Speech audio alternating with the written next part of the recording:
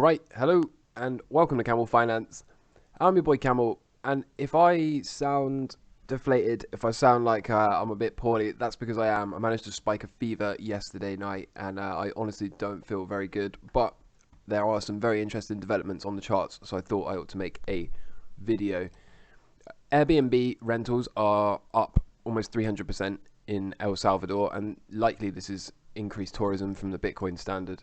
Following the FTX collapse, the UK might need a digital pound, according to England's deputy governor.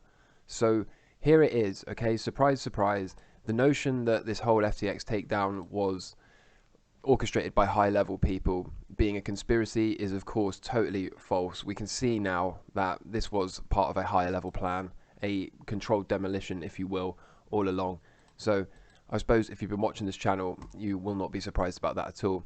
But meanwhile, JP Morgan has produced its own crypto wallet. It's now a registered trademark for Bitcoin and crypto services, and this includes virtual currency transfer, exchange payments, checking accounts, and financial services. The banks are coming. They're coming to capture this, and this is likely what this whole FTX takedown was about all along, as I've been saying on this channel multiple times. When Mt. Gox collapsed in 2013, 70% of global trading volume was on Mt. Gox exchange. And compare that to today with FTX, only about 10%. So FTX is worse on an absolute basis, but on a relative basis, Mt. Gox was much, much worse. Bitcoin managed to survive the former, so there's no reason that it can't survive the latter. There's been a lot of rumors circulating that GBTC could be next to collapse, and that this would, to be honest, if it did, this would be really, really bad since Coinbase custodies their Bitcoin. There's a really nice thread. It's very long, it's very detailed, it's comprehensive. I'm not going to go through it here, but if you want to go through this in your own time, you can go and see this. The conclusion it comes to is that we can't be certain that they haven't been undergoing any foul play, but most probably the Bitcoin are indeed there. And since then, Coinbase has confirmed that it holds all 635,000 Bitcoin on behalf of Grayscale Bitcoin Trust, and that they are secure. So I think this is FUD. There's some weird divergence between the GBTC trust price and the Bitcoin price. So GBTC is trading as if some boardroom handshakes have occurred, according to Bob Lucas. And this was because it was up 11% off the lows, whilst Bitcoin was making a new low for 2022. So that's quite an interesting development. I think the gap at the moment is GBTC is close to around 50% discount to the NAV, the net asset value. So this is quite, perhaps we're going to see these two converge. I found this survey and I thought this was fascinating. Look, when will Bitcoin hit a new all-time high again? Only 11% of people realize that the melt up is happening next year, and that most probably we're going to have a left translated cycle, meaning we peak next year for Bitcoin and then spend the following 3 years in a decline instead of the 3 years up and 1 year down. And what really shocked me about this is you can tell how close we must be to the bottom, because 33%, just under a third, you can see here, think that we're never, ever, ever going to make an all-time high for Bitcoin again. They really think Bitcoin is completely dead. Zooming out and looking at a weekly chart, you can see here, this is a legacy trend line that goes back all the way to 2017. We have wicked it before, we have closed slightly below it before, and then recovered the following week. This time could be different. Everything is right on a knife edge now, and I'm going to show you a few more charts in a minute that illustrate this. If we continue to break down for Bitcoin, then all these people that have been cheering for a 12k Bitcoin or a 14k Bitcoin, you are going to be satisfied, but I don't think you realize the extent of the technical damage that's going to occur as a result of you getting your price targets. You can see here on the weekly chart, there is some bullish divergence in the oscillator down here relative to the price. This is usually a sign of trend exhaustion, and whenever we get the hodl wave peak, like it's starting to now, this usually coincides with bottoms, especially when it touches the bottom of this logarithmic regression trend.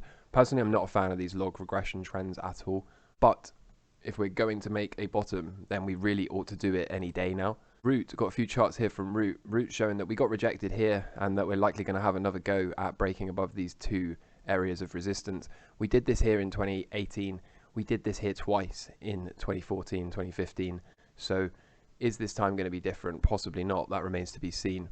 Looking at the on-chain value map, we are heavily undervalued for Bitcoin at the moment, as you can see, even more than we were during the C19 and these other prior bear markets. So again, if you're rooting for 12k Bitcoin, I really want to caution against this, because think about what you're asking these charts to look like. Okay, these are starting to get very, very ugly, and these are starting to not look very, very healthy at all. Considering how far we've historically dropped below the Bitcoin realized price, current range very much in line. 10k seems improbable according to Root. I thought so too, although I thought the lows would hold from back in June. I also thought the lows would hold recently, and I think they've just been taken out. So what do I know? All of the things I've shown you, including this, kind of tell me and kind of suggest that we really need to find a bottom soon, or we're going to start to incur major technical damage for the Bitcoin price. And following on with this theme, 14.7k here would be the 0.786 fib and also the bottom of this log channel. So again, if we're going to stop, we really ought to do it soon. If we continue down here, things are going to start to get very ugly and the damage is going to be done. I don't agree with the notion that we can get all the way down to 10 or 12k and then just blast up to 100k. I just don't think so. I think the technical damage will be far too severe. So I think if we're going to stop for Bitcoin, if the Bitcoin price is going to stop, it's going to have to do it pretty quick. From the bad to the good, it's game over for the dollar. The Dixie has finally broken its 100-day moving average for the first time this year. As you can see right here, we're going to get to the dollar in just a moment. Cash levels are now climbing to C19 levels, as you can see. So what happens? What happens when this cash comes rushing into the market, which I think it's about to. And again, I'll show you that in the charts in just a minute. The speculation around the most anticipated recession ever keeps growing. When this metric rolls over, the past has shown the market bottom to be in. It looks to me like it's thinking about rolling over already. And so hopping into the charts, do you remember, if you've been watching the channel, you'll know I said that some level of dead cat here, maybe contained under 109, would be expected. We need to have some reaction after this big 7% decline in 7 days. Some level of dead cat here and a rollover. Is this already starting? I think most probably I would like to see it make one last push up to 108, 109 before rolling over. But if it's going to roll over from here, then I'm fine with that too. The key thing here is there are Fed minutes tomorrow. They will be able to move the dollar with their words, as they always do. This is a very binary point in time in terms of price and markets. If we do get indeed a dead cat bounce, if we do get a little push up and a rollover from the dollar, risk will come on very, very strong and very, very fast. This melt up thesis that I've showed you over and over again on this channel, this SPY diagram right here, this will become validated if the dollar and the yields roll over, and we will start to melt up. And then it's a case of making sure that we get CPI prints that are below the prior month and not too many aggressive rate hikes. Taking a look at the chart of truth here, the 10-year yield, you can see the same thing. I was seeing, I think I mentioned this a couple of days ago, I was seeing people saying, oh, yields are spiking, everything's out of control. But really, I mean, this looks very tepid. Looks like it almost wants to just roll over straight away here. Again, I'm not saying it will, I don't know. But is this what's coming, or are we going to get maybe one more push up slightly higher and then roll over? Either way, if we get either of those scenarios play out, expect risk to come on very strongly. We've also got the US 2-year yield here. Again, is this about to put in a head and shoulders? Now, I'm not a fan of the head of shoulders pattern, but is that about to be what's put in? Break from this level here would see us move down to at least 3.5%-ish for the 2-year yield. So I could see that happening. That remains to be seen for now. But again, if this can roll over, particularly if the 10-year and the dollar can roll over, and this can turn out to be a dead cat bounce, then expect risk to come on very, very strongly.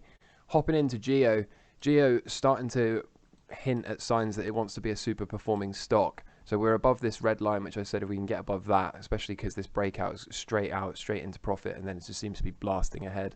So this is indicative that this is going to be a super performing stock. So we'll long and strong continue to push this trade here. A back test of this red line wouldn't be surprising at all before we can move higher.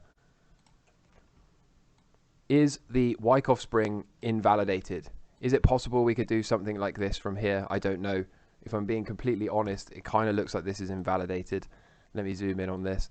So as of right now, we did indeed pierce this level on a wick, but we have not closed below this level as of the time of recorded. Technically speaking, that wick counts as a failed cycle, which means on only day 13 of a 60-day cycle, we have failed, and therefore it's reasonable to expect the remaining 40 odd days to be in a downtrend, losing the low setback here indicated by this green arrow. So not a good look for Bitcoin. Not really interested in any other crypto until we can start to see some more bullish price action for Bitcoin. If we can bounce out of here, and this can just be a quick liquidity wick to take the stops from under here, then maybe we could argue everything will be okay. But I think particularly if we close below this on this white line here, if we close below that on a daily closing basis, then everything is not very good for Bitcoin. Taking a look at gold here, you can see we are still holding the short. I think it's thinking about breaking out of here, and perhaps we can call this the half cycle low. I think that would be reasonable. This would be day 12, looking for a day 24 cycle low, something like this, wherever it can form. So does that mean we're going to break out here and take out this high and then come down and drop into that cycle low? That remains to be seen. For now, I'm not going to cover this short until we have decisively broken out of this, because it could definitely roll over and come down a bit lower. I am starting to get interested in silver from where we are. You can see here it's bounced right off the bottom of our box, looking to break out from this white resistance line. So potentially there's a long here that will look something like that. I will update you if I decide to take this trade. If we can get a confirmed dead cat bounce in the dollar and yields, then both of these assets will fly. So that is basically how I'm looking to play it. Get confirmation of the dollar dead cat bounce, and then we can entertain these longs and flipping from short to long on gold. If we get a closing daily close above this white line, then I'll probably cover the short anyway. Still thinking about longing from a trendline break of this white line here for oil. At the moment though, obviously it has not broken out, and therefore there is no actionable trade. Apple still holding this, still around break even, so that's fine. Long and strong, continue to push. Tesla, we've had to pay a stop, so that is fine. We'll get rid of this. We will redraw our trend line like that, and we will have another crack if and when, as and when it can break out of here. So that's that. Maybe we'll line this up. Probably not going to come for a while. Still waiting to get into Marathon, Riot, MicroStrategy, Coinbase, etc. I have the Coinbase and MicroStrategy still above the lows for now. I suspect we're going to have to pay another stop on these if Bitcoin's going to continue to break down. So that's okay. That's what stops are for. UKX is looking constructive. Look at this.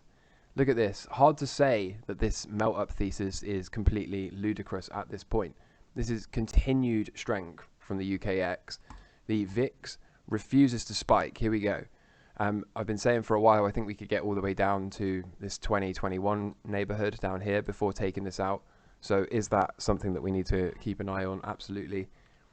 The Dow, again, consolidation reminds me of this same look for the FTSE. Consolidation before a move higher, I would think. Doesn't mean it couldn't roll over, but it hasn't rolled over yet. Tech as well, lagging the Nasdaq, but again, I think we can just get a few hundred points up here, then it can gain 1,000 pretty pronto. And the S&P speaks to consolidation perhaps before a move higher. I would think it wants to go to at least 41 to 4,200 over the coming week or two before dropping into this cycle low, assuming the count is right for this. We'll have to fit those retrospectively, unfortunately, but that's just how cycles work. If you found value here today, I'd appreciate it if you could drop a like on the video, subscribe if you're not already, and turn the notifications on if you want to see how I deal with these markets as a pro swing trader in real time. Trade safe out there. Fed minutes tomorrow. In the meantime, all the best from me. Take care. Cheers. Bye.